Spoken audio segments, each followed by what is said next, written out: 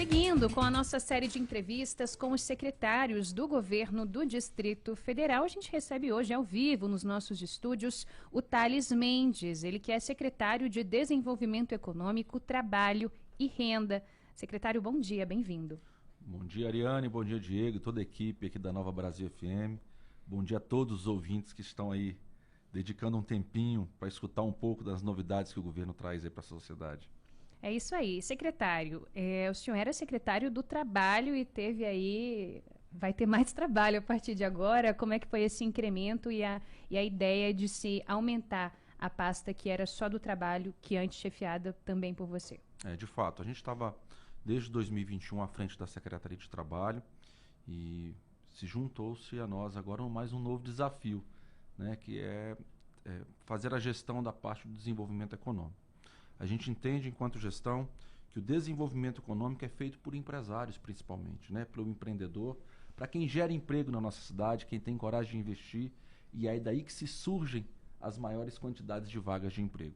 Então não adianta falar em mercado de trabalho hoje sem falar em incentivo para as empresas que geram emprego, que geram renda, para os empreendedores individuais que no meio da pandemia perderam seus postos de trabalho e que se viram aí quase que abandonados, né? E houve uma grande corrida para a abertura de novos MEIs para que eles pudessem trabalhar de forma autônoma. Então o governo entendeu essa nova metodologia de trabalho que está se desenvolvendo a cada dia e resolveu juntar essas pastas de forma a criar uma gestão mais integrada dentro dessas pautas que desenvolvem o Distrito Federal. Secretário, bem-vindo à Nova Brasil FM, seja sempre bem-vindo aqui, obrigado pela sua presença física aqui conosco nos novos estúdios da rádio. Eu queria começar te perguntando, secretário, algo que a gente fala muito aqui no programa e que é recorrente, que entra governo, sai governo, a gente fala da importância da gente mostrar para o jovem brasiliense que existem oportunidades para além do serviço público. Claro, sem deixar de lado a força da administração pública na nossa cidade, somos uma capital federal, isso é impossível de não fazê-lo, mas o que pode ser feito mais ainda para que o jovem que vive na capital do país olhe para essa cidade e fale: eu quero ficar aqui, eu quero me desenvolver aqui, eu quero crescer aqui, eu quero ter oportunidades aqui? Boa pergunta, Diego. Já está na cultura do brasiliense, do candango, né? Essa questão do serviço público. E a gente sabe que cada vez mais vai tendo um enxugamento na administração pública, porque as pessoas vão tendo uma mentalidade diferente do que existe hoje. Serviço público ele serve para ser o gestor, para não pode mais assumir essa responsabilidade de tocar grandes pastas, né? Então a tendência é que isso vá para a mão da iniciativa privada e que a gente tenha um corpo técnico muito mais especializado e menos volumoso, vamos dizer assim, né? Uhum. Eu acho que são uma série de fatores que influenciam nesse processo para que nós possamos manter esse jovem na cidade. Você tem a nova reformulação do ensino médio, né, que traz agora uma novidade, e a oportunidade para a finalização do ensino médio ser transformado em um ensino técnico. Né? Então passa, na minha época de segundo grau, na minha época não era ensino médio, era segundo grau, a gente fazia uma opção, né? No último ano do ensino médio, para que a gente fizesse um curso técnico de secretariado, de pedagogia, de técnico em contabilidade, para que naquele momento que a gente saísse do ensino médio, a gente tinha alguma profissão. Né? Por que isso? Porque é uma situação muito comum as empresas exigirem que as pessoas tenham experiência profissional. Como é que você faz com aquele aluno que sai do ensino médio? Nós estamos falando de mais ou menos 30 mil jovens por ano aqui no Distrito Federal, que sai sem nenhuma profissão. Chega a ser cruel, né? Sem experiência profissional, ele não sabe o que fazer. Né? Principalmente aquele jovem que esteja em situação de vulnerabilidade, que não tem condição de pagar um curso particular. Então, todas as pesquisas mostram que é o seguinte: o que une quem quer trabalhar com quem quer contratar? É qualificação profissional. Mesmo que você não tenha experiência profissional do dia a dia, aquele registro na carteira, mas se você tiver um curso de uma instituição renomada, que tenha respeitabilidade no meio empresarial, você passa a ter uma oportunidade diferente daquelas pessoas que não têm, isso é óbvio. Então, o governo esse ano de 2023 vai investir mais de 200 milhões de reais só em qualificação profissional. São mais de 45 mil vagas que nós vamos ofertar de forma gratuita a toda a população, priorizando principalmente o jovem e a mulher. Isso é para o mandato todo ou para este ano? Só para o ano de 2023. Só para este ano de 2023. 200 milhões de reais, mais de 45 mil vagas. Legal. Secretário, agora são 8 horas e 45 minutos. Queria falar justamente sobre esse ponto da qualificação. Volta e meia, quando a gente conversa com representantes de entidades que estão ali ligadas ao empresariado, as pessoas que realmente empregam aqui no DF, fora do setor público, muita gente fala, vaga tem, falta qualificação, a gente não tem gente preparada para isso. Isso é histórico, a gente ouve essa afirmativa ao longo dos anos. Qual que é a nossa situação de momento hoje? No DF a gente tem vaga, falta qualificação, ou a gente está num processo de inverter essa lógica? Olha, antes de responder a sua pergunta aqui, Ariane, é importante dizer assim, a gente analisar o cenário econômico de Brasília. Nós temos hoje uma das maiores rendas per capita do Brasil, não é? Então, a qualquer sinal de recuperação econômica, as empresas sentem aqui primeiro. Sim. Não é? E a crise demora um pouquinho a chegar também. Tem um delayzinho, e recupera muito rápido, né? Isso. E recupera muito rápido. Então, isso faz com que as empresas também acompanhem esse movimento e passem a contratar com maior velocidade que outros estados, né? A gente percebe, nós temos um grande fluxo de pessoas fora de Brasília que vive hoje em função do serviço público aqui, do setor público, da questão da esplanada dos três poderes, né? E Brasília está se tornando aqui uma cidade de investimento, né? Então, isso faz com que haja uma recuperação muito mais rápida e faça com que também as empresas passem a contratar mais pessoas, né? Então, nós temos hoje, a taxa de desemprego deve sair agora até o final da semana, no comecinho da outra, a nova PED Brasília, para que a gente possa se debruçar em relação a isso.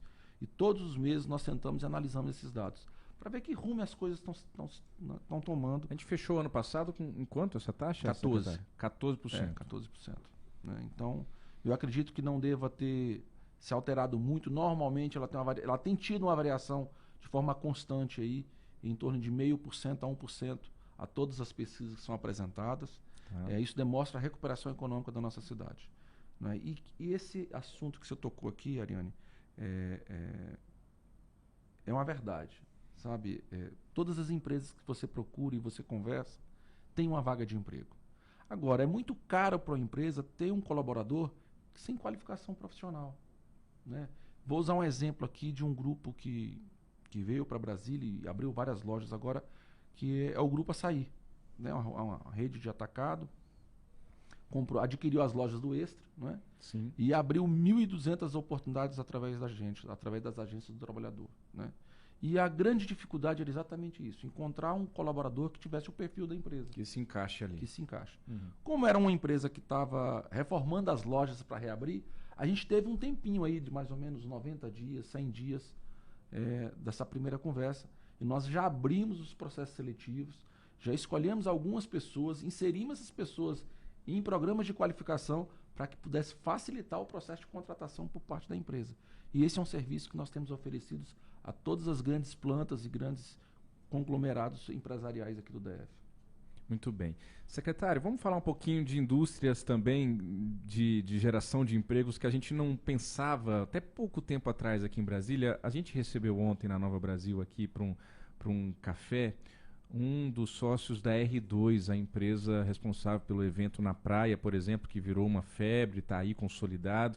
E ele estava me falando também dos números de geração de empregos deles, né? A gente tem o BRB com esse investimento maciço também na arena, o estádio nacional Mané Garrincha, ou seja, a gente está falando de um mercado de entretenimento, né, de eventos em Brasília, que o senhor, acho que o senhor é um pouquinho mais experiente que eu, né, secretário? Não vou perguntar a sua idade, não.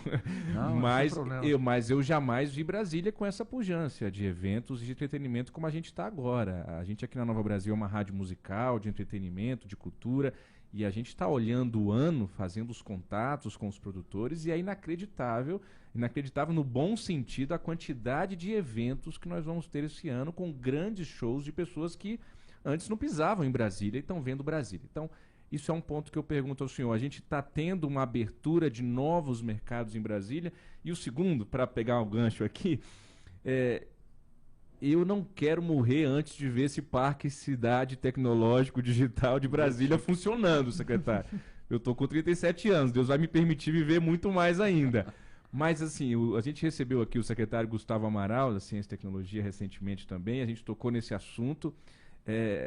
puxa vida, eu como cidadão fico angustiado. Não dá. Por que que a gente inaugura tanta pedra fundamental desse parque tecnológico digital? Por que que a gente não tem um cinturão já industrial de indústria limpa aqui em Brasília, como a gente vê em outras capitais federais do mundo, que eu digo, né? E parar com essa história de que não, mas é capital federal, é o funcionalismo público que resolve. Não, não é. A gente olha para Washington, a gente olha para outras capitais administrativas do mundo e a gente vê o cinturão. E aqui Brasília tem, secretário, o senhor sabe disso melhor que eu, né? Há uma logística sensacional, geograficamente bem localizada, um espaço nos arredores ainda muito livre, no entorno de Goiás, de Minas, do próprio dentro do Distrito Federal, para atrair essas empresas. Então, desculpa a minha palestra aqui. Meu papel é perguntar, mas eu me empolgo com esse assunto, secretário. Mas, Diego, é bacana a gente conversar e perceber o sentimento das pessoas, principalmente da imprensa, que tem uma forma de se comunicar diferente, conversa com muita gente, consegue captar esse sentimento e essa noção de cidade, né? Eu acho que isso é importante, e quem está à frente de programas como nós tem que ter atenção em relação a isso, né? Mas acho que você tocou em alguns pontos aqui fundamentais, né? A questão de entretenimento em Brasília. Houve um represamento aí em função da pandemia, né? E, graças a Deus a gente superou essa fase e esse é um grande projeto nosso. Trazer para Brasília grandes feiras de investimento, né? Então, nós já temos alguns projetos, eu acho que vai ter um investimento pesado em relação a isso. Né? Brasília precisa ser um hub na área de entretenimento, porque tem um poder aquisitivo muito bom, que as pessoas consomem esse tipo de produto e de serviço. E um pessoal carente, né, de né? lazer, de entretenimento. Exatamente. Né? E não só na região de Brasília, nas cidades satélites também. Uhum. Porque senão você cria uma concorrência que não é muito boa. Você tem que levar a oportunidade para todos, não só para o centro de Brasília. Não dá para trazer só um show para Brasília que custa, sei lá, R$200 o ingresso. E quem não pode pagar os R$200, como é que faz? Não vai curtir a festa? Então a gente tem que criar oportunidade de fato.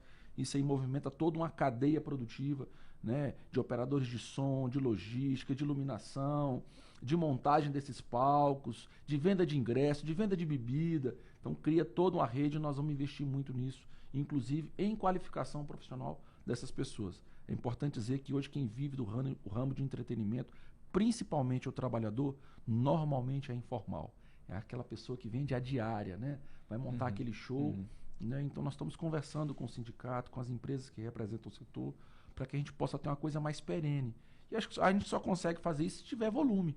Né? As empresas tiverem volume de apresentação, de shows, de feiras, faz com que aquela contratação passe a ser de forma permanente e não seja uma questão temporária de um dia ou do outro. Né? Legal.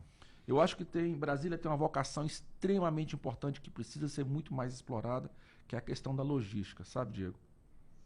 Você imagina, eu visitei a maior indústria de cadeiras de rodas do Brasil, que fica no Rio Grande do Sul. Né? E nós fomos conversar, por que eles não vêm para Brasília, para a região centro-oeste? Ele falou, olha, a gente vende um produto aqui, quando chega no norte e no nordeste, chega 3 vezes o valor que a gente vende aqui hoje. Mas se a gente tiver a oportunidade de colocar em Brasília, a gente consegue reduzir esse custo em 40%. Né? Fazer aqui um grande hub de distribuição. Né?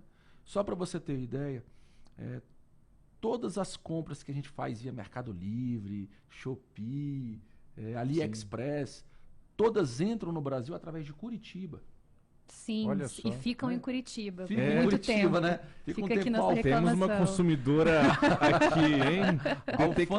A alfândega da Receita Federal e dos Correios, o centro de recebimento dessas mercadorias, tudo em Curitiba. Agora você imagina que você compra um produto de R$10, que vem lá da China, né? Mas vai para Curitiba e você paga R$18 de frete, mais caro que o próprio produto, né? Tá. Então, nós estamos em conversa já com o governo federal para que a gente possa fazer Brasília, para que Brasília tenha esse selo de distribuição. E continue lá em Curitiba para o sul. Perfeito. Legal. Mas que a área do centro-oeste, o norte e o nordeste possa ter Brasília como hub. Nós somos o único aeroporto, nós somos o segundo maior aeroporto do Brasil em rotas. Isso, podemos para Guarulhos somente. Né? A agência dos Correios em Brasília é a única que tem acesso direto à pista do aeroporto. Logo quando você sai do aeroporto, naquela curvinha ali, você tem a agência do aeroporto, que é a agência de distribuição. Então nós temos todas as condições de ser um grande hub internacional de e-commerce no Brasil para distribuição. Agora você imagina o que gera de empregos nessa cadeia, né? Então a própria localização geográfica de Brasília faz com que isso aconteça de forma natural, né? A gente tem um polo JK ali, que é o famoso Porto Seco, né? Por que Porto Seco? Porque você tem uma linha férrea que passa no fundo do polo JK e que hoje a gente só tem aproximadamente 13% de ocupação nesse polo JK, né? Aí tem por diversos fatores, para a questão de infraestrutura, mas que a gente já está conversando com algumas empresas para que possam se instalar no polo JK e fazer uma obra que é uma obra pública de criar um grande porto seco de fato, ligando na linha férrea, porque aí você diminui o custo rodoviário, né? Hoje a gente sabe que 90% de toda a carga que entra em Brasília de produtos vem de forma rodoviária. Isso encarece, isso demora. Claro. O combustível vai ser um tema ainda que vai durar anos aí para se resolver essa política de preços, né? Maluca, em que pese que a gente tem mudado essa matriz energética no Brasil, né? Você tem visto aí grandes empresas montadoras de veículos e caminhões e ônibus indo para uma nova tecnologia do biodiesel, da energia solar, né? Da energia através de baterias. Então isso tem mudado, mas de qualquer forma encarece o custo, né? Encarece o custo. Você imagina, Diego e Ariane, uma carreta que sai de São Paulo, com qualquer que seja o produto, para vir para Brasília, ela tem um custo somente de diesel de aproximadamente 3 mil a 4 mil reais. Então, quanto isso não impacta no produto? Né? Então, faz com que isso force também uma geração de emprego e renda aqui no Distrito Federal para produtos que têm menor valor agregado. Indústria assim. Limpa, tecnológica. Claro. Né? Você falou uma outra coisa muito legal aqui, que é a questão do Biotic. Né? O Biotic já é um projeto que já vem se arrastando aí. Tinha alguns entraves em relação ao Biotic, era a própria área do Biotic, que hoje tem aproximadamente 1 milhão de metros quadrados. Está ali localizada ali perto da Granja do Torto, ao lado da Granja do Torto. Né? Estava se esperando a questão da formação de um consórcio imobiliário para que pudesse garantir as operações dentro do próprio Biotic. Mas eu acho que o Biotic é muito mais que tecnologia. O Biotic é um novo conceito que vem para Brasília, de você morar próximo do seu trabalho, né, de você desenvolver novas tecnologias e tecnologias limpas. É dar incentivo para as startups que possam vir para Brasília, não é? E incentivar um segmento que não tem localização. Você pode contratar hoje um ótimo técnico de TI, de gestão de dados, sem que ele esteja dentro do seu escritório. Né? Que ele possa desenvolver todo esse trabalho de longe. E o Biotic traz essas novidades. A intenção do governo, por coincidência também é Gustavo, né? O presidente do Biotic, e a gente tem feito uma conversa entre os dois Gustavos, né? O Gustavo Amaral da Ciência e Tecnologia, o Gustavo do Biotic, para que a gente possa de fato fazer o Biotic uma realidade. Nas imediações do Biotic você tem unidades imobiliárias para hotéis, para restaurantes, e a gente tem que transformar aquilo num grande canteiro de obras, até para que as empresas de tecnologia acreditem no projeto e venham para cá.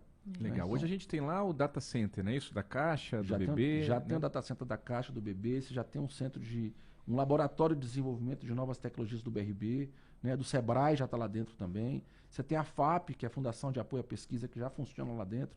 Mas eu acho que a gente tem que fazer com que o Biotic seja uma coisa mais empresarial, mais pujante, né? Mais privada, para que as empresas que realmente têm condições de investir venham para Brasília. Eu acho que esse é o grande desafio. Fazer com que as pessoas enxerguem Brasília, além da questão de governo, da esplanada, dos poderes, que eu acho que isso é fundamental. Quando você fala para qualquer empresa internacional que se quiserem vir para Brasília, você vai estar a meia hora de carro de todos os poderes, de todos os ministérios, de todas as agências reguladoras, né? Isso é uma atração. Isso, de fato, é uma atração. E a gente tem que saber aproveitar isso, né? E aí você, se debruçando em relação a esses temas, eu acho que a gente consegue envolver os jovens que têm uma disposição para essa área tecnológica muito grande. Agora são 8h59. A gente está conversando com o Thales Mendes, que é secretário de Desenvolvimento Econômico, Trabalho e Renda do DF. Quase estourando o nosso tempo aqui, mas eu queria trazer uma pergunta de um dos nossos ouvintes, o Acisleno Ferreira. Ele diz o seguinte: secretário, quais são as medidas que a secretaria está tomando, tanto para fomentar a contratação de pessoas com deficiência, como para fiscalizar as cotas que são previstas em lei aqui no DF? Ótima pergunta, ótimo. Assis Leno, não é isso? Isso. Assis, nós tínhamos aqui no DF uma agência do trabalhador que era praticamente exclusiva para esse tipo de atendimento. Hoje nós temos muitas vagas para pessoas com algum tipo de deficiência. E a gente tem conversado com as empresas porque existe uma cultura, e uma cultura muito errada, do preconceito, né? Das pessoas só quererem contratar aquela pessoa que tem uma deficiência mais leve, vamos dizer assim, né?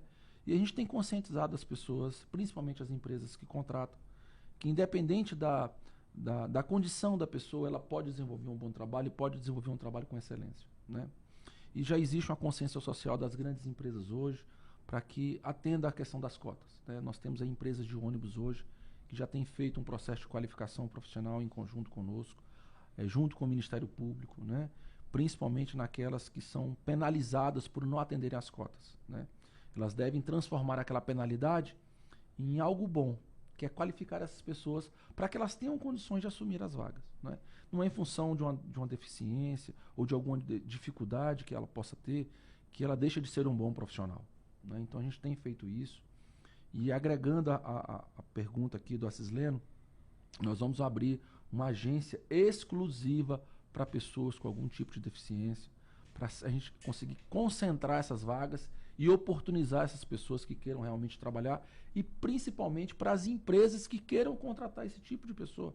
E não é somente contratar, gente. Quando a gente fala de pessoas com algum tipo de deficiência, você tem que mudar o conceito daquela empresa. Você tem que explicar para o empresário que se ele contratar um cadeirante, por exemplo, tem que ter um distanciamento entre as mesas, porque senão você não cria a condição, não é, daquela pessoa se locomover. Claro. Aí cumpre a regra só pela regra, né? Não é? Eu vou cumprir aquela cota para não ser multada. Não é só isso. É trazer uma consciência para dentro dos colaboradores, da importância que isso traz, não é? Quando o senhor fala de agência específica, secretário, me desculpe interrompê-lo, é uma promessa ou é um plano em execução já? Olha, a reforma já está praticamente pronta. Nós já estamos na fase de compra do mobiliário para que a gente possa instalar. Tem que ser inclusive um material e mobiliário inclusivo, né? Sim. Que tenha a condição de atender todos. Onde que é, secretário? Vai ser ali na Asa Norte, na Galeria Norte, né? E aí também vai uma novidade. Nós vamos abrir um centro de atendimento ao empresário, né? Legal. Na verdade, é um co-work empresarial, né? Eu tenho 40, você ficou com vergonha de me perguntar a idade. Manda aí pra gente, secretário. Eu faço agora, 31 de janeiro, 42 anos, né? E minha vida no setor público é dentro de uma lógica de empresa privada, né? O setor público precisa dar resultado. E resultado em políticas públicas, em atendimento, em qualidade. E é nessa pegada que a gente vem trabalhando. O Centro de Atendimento ao Empresário é um co-work empresarial, em que os empresários que queiram, receber um fornecedor, bater um papo com o cliente, que ele não tem a condição de fazer. Você imagina um restaurante que não tem um escritório, né? Mas ele precisa bater um papo com o fornecedor, precisa conversar com um cliente diferente. Nós vamos ter salas específicas de co-work. Ele vai ligar no telefone, vai ver se o horário está disponível, vai marcar e vai utilizar. Vai ter mesa, cadeira, ar-condicionado, televisão, projetor para ele poder apresentar. Legal. E além disso, rodadas de negócio. Isso é fantástico. Isso já na iniciativa privada, isso já acontece, né? E a gente vem com a linguagem um pouco mais despojada, vamos dizer assim. Tem que rolar negócio. Não é? Então você traz quem consome aquele produto, aquele serviço e quem vende esse produto. Né? Só para vocês terem ideia. Porque senão um cafezinho sai caro, né? Não é? E o cafezinho vai ter. O cafezinho vai ter de graça, né? Mas é criar um ambiente gostoso de se trabalhar. Sei lá, se tem uma ideia bacana aí, você fala assim, como é que eu coloco essa ideia em prática? Como é que eu abro o meu negócio? Eu abro uma empresa? Eu abro um microempreendedor? O que eu preciso fazer de documento? Eu preciso trazer de documento para eu abrir uma empresa? Lá é um centro de atendimento a isso aí. Então a gente quer trazer o CRA, né, o Conselho Regional de Administração, de Contabilidade, para ajudar a fazer um plano de negócio, olha, será que a sua ideia é viável? Vamos analisar? Você quer fazer o quê? Eu sou um cara especialista em bolo. Minha mãe é uma ótima produtora de bolo e eu queria montar uma loja de bolo lá em Taguatinga. Será que é o melhor lugar? Não é? E o que a gente pode oferecer para esse cliente? Vamos analisar assim como cliente? Nós temos as pesquisas que o governo faz para dar o norte do mercado. Você tem um mercado que cresceu 40% em arrecadação de impostos, que foi o mercado pet. Aí você fala assim, onde é que eu vou abrir um pet hoje? Nós vamos abrir onde tem o maior número de pets. Águas Claras. Né? Águas Claras é a nossa Copacabana? 40% das unidades imobiliárias em Águas Claras, as pessoas declararam que tem algum tipo de pet. 4 em cada 10 Você imagina? apartamentos. É Olha só aí. você reparar ali no finalzinho da tarde, no comecinho da manhã, quantas pessoas descem com seus pets Praças ali lotadas. para dar uma voltinha na praça. Inclusive, tem praças específicas para pet em Águas Claras, né? Então você já vê uma tendência comercial dali que você pode dar uma dica que faz a diferença no negócio da pessoa. Não é? Então, se eu tivesse que dar uma dica hoje na área de pet, Águas Claras e mediações. Você tem um poder aquisitivo razoável, você tem um público jovem ou um público já idoso que costumam ter esse tipo de contratação de serviços, de produtos, né? E você tem um poder aquisitivo razoável que consome isso aí. Legal. Né? Então, nessa Secretário, pegada. muito bom. 9h05. A gente já estourou o nosso tempo e eu sei que tem muitos ouvintes da Nova Brasil FM que acompanham o Nova Manhã Brasília e ficam dentro do carro enquanto não acaba o Nova Manhã Brasília para desligar o rádio e ir para o trabalho. O pessoal já está esperando, já estouramos o horário do programa, mas aqui não tem problema. Quando a entrevista é boa, quando o papo é bom, a gente avança sem nenhum prejuízo aqui à nossa programação local. Eu finalizo, secretário, fazendo uma última pergunta ao senhor de minha parte. O senhor falou de muitos projetos ousados aí, audaciosos, que motivam a gente, deixam a gente animado. E a gente sabe de todas as limitações do serviço público, às vezes financeiras, às vezes de peso para esse investimento, da burocracia, da máquina, que ainda é uma realidade. Qual é hoje o tamanho da abertura que o governo do Distrito Federal tem para as parcerias privadas? Vocês estão de portas abertas para quem quiser investir em Brasília? Ou tem ali alguma resistência ainda ideológica em relação a isso dentro do governo? Diego, de jeito nenhum. É tanto que o governo e o governador Ibanez eu vou usar uma linguagem pejorativa aqui, mas é um cara diferente. Né? É um advogado que virou político, mas tem a cabeça empreendedora. Né? E criou uma secretaria específica para desenvolver realmente as parcerias públicas-privadas. Eu acho que existem alguns segmentos que não adianta o governo querer tomar conta. A gente não dá conta disso.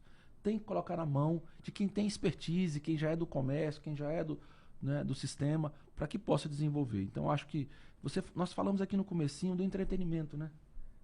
Se a gente não colocar isso na mão da iniciativa privada, olha o que o estádio está trazendo hoje. Era um elefante branco, 70 mil lugares, que demora 15 dias, né? Só para você remover aquela proteção da grama. E o governo vai fazer evento ali, como é que faz? Colocou na mão da iniciativa privada e hoje a gente já tem uma agenda dentro da cidade que promove isso aí. Então, o governo tem toda a atenção nesse aspecto. Existem várias PPPs que iniciaram e que devam se concretizar este ano. Uma delas é os estacionamentos públicos aqui no centro de Brasília. Nós cadastramos todos os lavadores e guardadores de carro para que eles possam ser os futuros trabalhadores desses estacionamentos. Que se você pensar só na questão da mobilidade, não pensar em quem trabalha, né, nesse segmento da mobilidade, você comete um erro. Né? Você tem a rodoviária do plano piloto que precisa colocar na mão da iniciativa privada. Né, que cobre as taxas para que as empresas de ônibus possam parar os seus ônibus ali, mas que a gente tenha serviço de qualidade. Por que aquilo não ser um grande shopping? Né, o que seja um shopping popular, mas eu acho que tem muita gente que frequenta a rodoviária de Brasília que tem poder aquisitivo, né? Que consegue comprar ou contratar um serviço de qualidade. Só não tira o pastel e o caldo de cana de lá. Isso aí já é. Por favor. Aí a gente arruma uma briga séria. Não. Pode dar uma gourmetizada no pastel, fazer o que quiser, mas não tira de lá. Mas é isso aí, a cultura não se muda, a gente aprimora, né? Você tem aqui o Mané, que foi um negócio que funcionou, que deu demais. Muito certo. Visitei lá esse final de semana com a minha família. O Mané achei muito legal. Né? É da mesma turma do R2 que estiveram aqui. O pessoal Rapaz, esteve aqui ontem, por que muito você legal. não leva o Mané para cidades satélites? O conceito. Né? Não estou dizendo a empresa, mas estou dizendo um conceito. Você é criar um grande centro gastronômico popular na Ceilândia. Com o mesmo design, né? A mesma estrutura, a mesma lógica. Aquela coisa. O brasiliense tem cultura de feira, né? É muito legal a feira. Mas a gente cria uma coisa diferente. Não descaracterizando isso, mas criando um espaço específico. Né? Pra você não misturar fruta com roupa, com comida. Você fazer um centro gastronômico popular, respeitando a cultura daquela cidade, respeitando os hábitos daquelas pessoas. Eu sou frequentador da Feira da Ceilândia, eu sou filho de nordestino. Então, sempre que dá saudade, a gente corre lá né? E coloca uma buchada pra dentro, né, secretário? Com certeza, meu. Pessoal, a gente precisa encerrar. Vamos nessa. O papo tá bom demais, Ariane, mas vamos em frente. Vamos de música daqui a pouquinho. É isso aí. Agora são 9h09. Entrevistamos ao vivo aqui o Thales Mendes, que é secretário de Desenvolvimento Econômico, Trabalho e Renda do DF. Secretário, obrigada, valeu pelo papo, os microfones estão sempre abertos aqui. Obrigado, Ariane, obrigado, Diego, novamente, obrigado a toda a equipe. Faça aqui um desafio à rádio, para que a gente possa, sempre que possível, divulgar as vagas de emprego, né? Ajudar os nossos ouvintes aí que estão em busca de qualificação profissional, de emprego, que podem procurar a secretaria, podem procurar aqui a rádio. Já estou quase me inserindo na família Nova Brasil, mas que procure notícias de vagas de emprego, todos os dias são anunciadas, né? Eu acho que esse é um papel fundamental de utilidade pública que a gente precisa fazer. Legal, secretário. Aproveito para dizer ao senhor e aos nossos ouvintes que o jornalismo na Nova Brasil é algo recente, relativamente novo, tem pouco mais de um ano. A gente tem uma proposta diferente aqui na Nova Brasil, que é uma rádio musical, uma rádio de cultura, de entretenimento, e o jornalismo tem essa faixa de horário hoje, de 6 às 9 da manhã. A gente com frequência traz essas prestações de serviço, a gente quer que o rádio volte a ser um pouquinho do que ele se propôs a ser no seu início, que é prestação de serviços, saúde, boas entrevistas como a que a gente está tendo hoje aqui com o senhor, a atualização do noticiário, com menos fígado, menos víscera, e um jornalismo que chegue de fato até o coração mesmo, eu costumo dizer assim, do nosso ouvinte da Nova Brasil FM. A gente sabe que são muitos, são pelo menos 9.000 pessoas ouvindo a gente agora no rádio aqui em Brasília. Secretário, bem-vindo à Nova Brasil, obrigado, volte sempre, e eu vou dizer ao senhor que eu tenho dito a todos os secretários que entram aqui: a gente vai contribuir, como? Cobrando, criticando e elogiando quando precisar elogiar. Jornalista bom é jornalista chato, eu aprendi isso lá no início e eu faço questão de sê-lo no bom sentido, para que a gente possa contribuir de verdade com a nossa cidade. Não é chato, o papel do jornalismo não é chato, eu acho que tem que cobrar mesmo, e a gente está lá para dar resultado. Se não der resultado, coloque outro. Mas acho que o nosso papel também é esse. É isso aí.